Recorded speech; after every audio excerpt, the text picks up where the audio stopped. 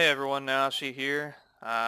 We just got a new update to NA and EU for the Maehwa class. Some pretty significant changes to our PvE sustain. Uh, the changes include skills like Moonrise, Sleet Step, Stigma. There was a Cloud Step change as well as an Oppression change, and even a Pre-Awakened Blooming and Blooming Phantom change as well. The sustain that we gained from this particular update would include the 30 WP from Sleet Step when it's off cooldown. So if it's on cooldown, you will not get the WP. Moonrise will give you now 25 instead of 20 WP recovery on every good hit for the stab. Only for the stab. So it will not work on the flips. And the skill itself costs 40 WP. So instead of getting 60 WP back if you connected with all three hits, you'll now get 75, which is pretty good. It's a very noticeable change on that Moonrise one. The other one was Stigma. Stigma is a 4-second cooldown ability with 2 hits, and you get 50 WP back every good hit now. So that means we get basically 100 WP if we fully connect. That's very good for our sustain because we can use it every 4 seconds. I mean, we don't have any abilities that allow us to get that kind of WP back in such a short time frame. So when you couple those 3 changes with our native Maehwa's Will, we can have a constant supply of WP without relying on WP pots at all. You can basically consider these no longer needed. This will actually help out newer Maehwa players pretty significantly because they don't have to have such a large supply of WP pots on hand, eating up their maximum LT that they have in order to be able to farm effectively. So now you can actually utilize all that extra space and weight for the trash loot or other items from there. And someone just got tet. So let's go ahead and demonstrate this particular change to kind of give you an idea of what's going on. There are some bugs with the current changes, and I'll kind of mention those as we go along. So when you're PvEing, you're grinding, to demo the oppression change, the mobs actually move in a lot closer than originally. So you'll see them being able to be grouped up much more effectively now. This only works in PvE, not PvP. The other changes would be our efficiency with WP. So let me go ahead and wear down my WP a little bit and demo it. So I got these mobs here. I'll go ahead and combo them down and show you our WP gain.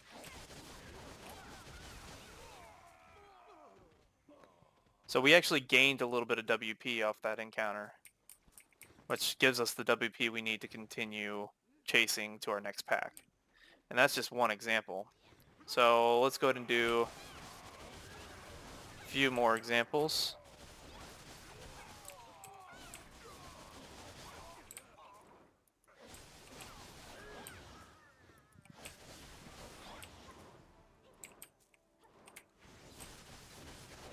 You see I did a back stigma in order to generate more WP. And from that encounter, I'm able to be at full WP and then go on to the next pack, which then I can drill in December, a flow that you get from 59, and all these abilities will give me my WP back. And you see that I'm constantly maintaining almost full WP. This is a really good change. A lot of new Maehwa players will be very happy with this change. So a couple other changes that happened here this particular patch. We got a little bit of a buff to Tip of the Iceberg. You would get 20 HP per every good hit now.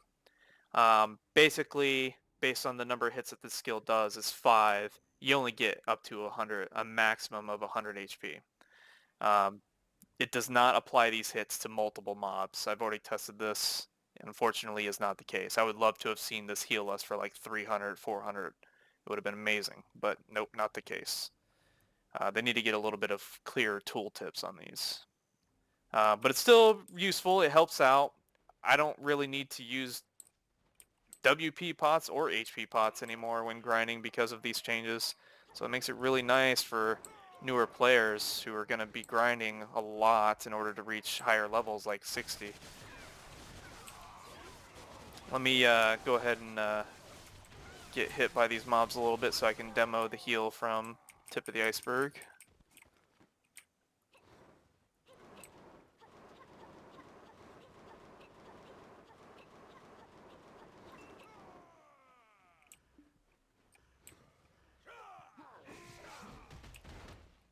Alright, that's good enough. So we gained a little bit of health, not that much. And that's using a pack of mobs to make sure that you guys understand that this does not heal you for more than 100. It'll only heal you for a maximum of 100 HP.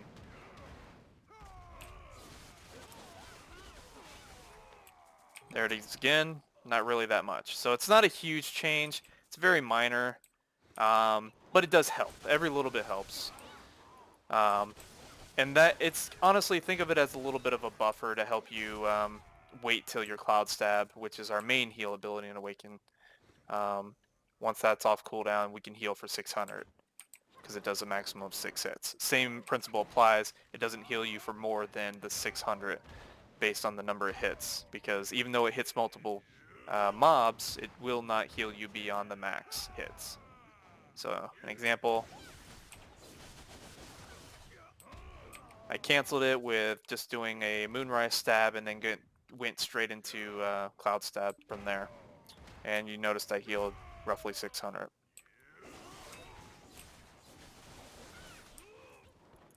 Other changes were the blooming, which is very minor. Wasn't really that noticeable in PvE. It doesn't affect PvE, but mobs don't get pushed back as hard anymore. Let me actually not be a tool and fail at life and then actually do this properly. Get rid of my rage so I don't do anything stupid. See, the mobs don't really move anymore. It's a very minor movement, so that's pretty good. Sometimes it can mess up combos, specifically in pre-awaken, not really in awakening. It would make them move a little bit farther out of reach, and sometimes you might not be able to Dragon Bite properly. But yeah, that's pretty much the bulk of the changes. Let me just do a quick review, make sure that's covered everything.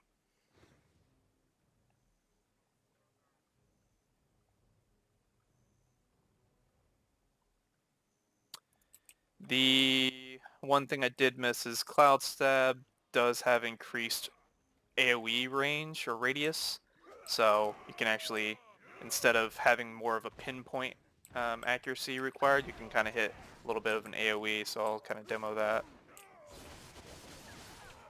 So as you see, I hit multiple mobs that were kind of spread out rather than being stacked on top of each other. They were kind of stacked, but there were some to the sides that I hit as well. So you can actually get a little bit better AoE. More frontal cone-ish rather than specifically pinpoint with Cloud Stab now, so that's really nice. And that'll be useful in PvP as well. If you get a situation where you stun two players, but they're not exactly side by side, this will actually get you the option to actually connect with both of them. The other thing that was mentioned in the patch notes was Frost Pillars getting a heal as well as Tip of the Iceberg, but Frost Pillars actually did not get that change. It was probably a typo, and from the KR patch notes from the previous week, they also did not get that in their patch notes. So I'm assuming a typo of some sort, mistranslation or something, and they accidentally copied it or forgot to remove it because it was a bad translation. So you do not get HP off Frost Pillars. And that pretty much wraps up the changes for Maehwa this week. If you have any questions about these changes at all, just leave a comment below and I'll be able to get to them as soon as I can.